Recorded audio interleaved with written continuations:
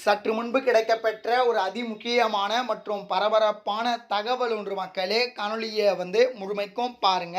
தமிழகத்துடைய அடுத்த முதல்வர் இவர்தான்.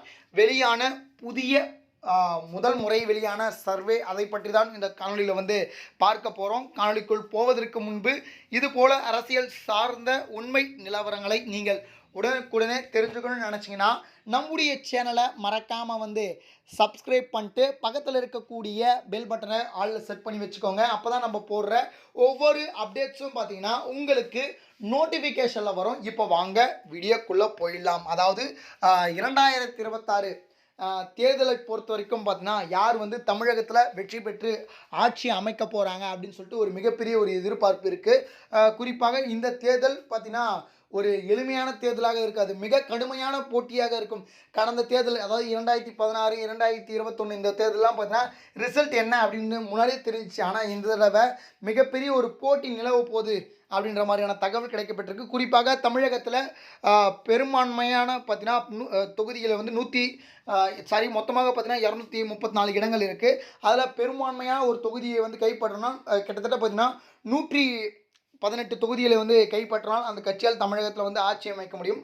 அந்த வகையில் தற்பொழுது பார்த்தீங்கன்னா நிலவரப்படி அதாவது பார்த்தீங்கன்னா எக்ஸிட் போல் வெளியிட்டாங்க. அந்த எக்ஸிட் போலில் என்ன நிலவரம்னா, கிட்டத்தட்ட அந்த எக்ஸிட் போலை பொறுத்த வரைக்கும் திமுகவே மீண்டும் ஆட்சி அமைப்பதற்கான வாய்ப்பு இருப்பதாகவும், திமுகவை பொறுத்த வரைக்கும் 125 to 145 தொகுதிகள் வரை திமுகவும் திமுகவுடைய கூட்டணி கட்சிகளும் பார்த்தீங்கன்னா கைப்பற்ற வாய்ப்பு இருப்பதாக தற்பொழுது நமக்கு தகவலானது கிடைக்கப்பட்டிருக்கு. அதனை தொடர்ந்து நம்முடைய அதிமுகவை பொறுத்த வரைக்கும் பார்த்தீங்கன்னா 65 to 80, அதாவது அதிமுக மீண்டும் 2வது இடத்தை பிடிப்பதாகவும் எதிர்க்கட்சி தலைவராக வருவதற்கான வாய்ப்பு இருப்பதாகவும், அதுக்கப்புறம் பார்த்தீங்கன்னா 65 to 80 இதுவரையும் விஜய் அதிமுக கைப்பற்ற வாய்ப்பு இருக்குது அப்படின்ற மாதிரி பார்த்தீங்கன்னா அந்த எக்ஸிட் போலில் நிலவரம் வெளியாக இருக்கிறது.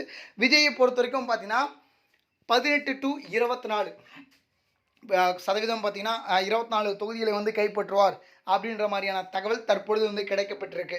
அதாவது விஜய் இன்னும் அதிகமாக கூட கைப்பற்ற வாய்ப்பு இருக்குது அப்படின்ற மாதிரியான தகவல் வெளியே வந்துட்டுருக்கு. அதுக்கப்புறம் பார்த்தீங்கன்னா நான் தமிழரை பொறுத்த வரைக்கும் 0 அப்படின்ற எண்ணிக்கையில் பார்த்தீங்கன்னா இருக்குது.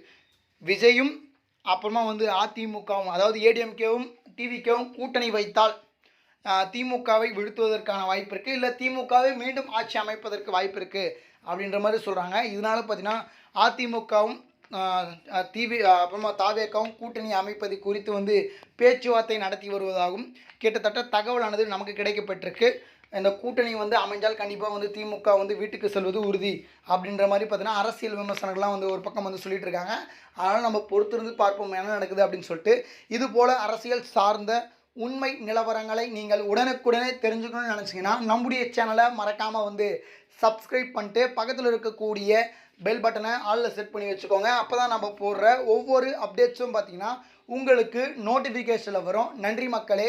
அடுத்தடுத்த வீடியோவில் சந்திக்கிறேன். அதுவரை உங்களிடம் விடை பெற்றுக்கொள்கிறேன். நன்றி, வணக்கம் மக்களே.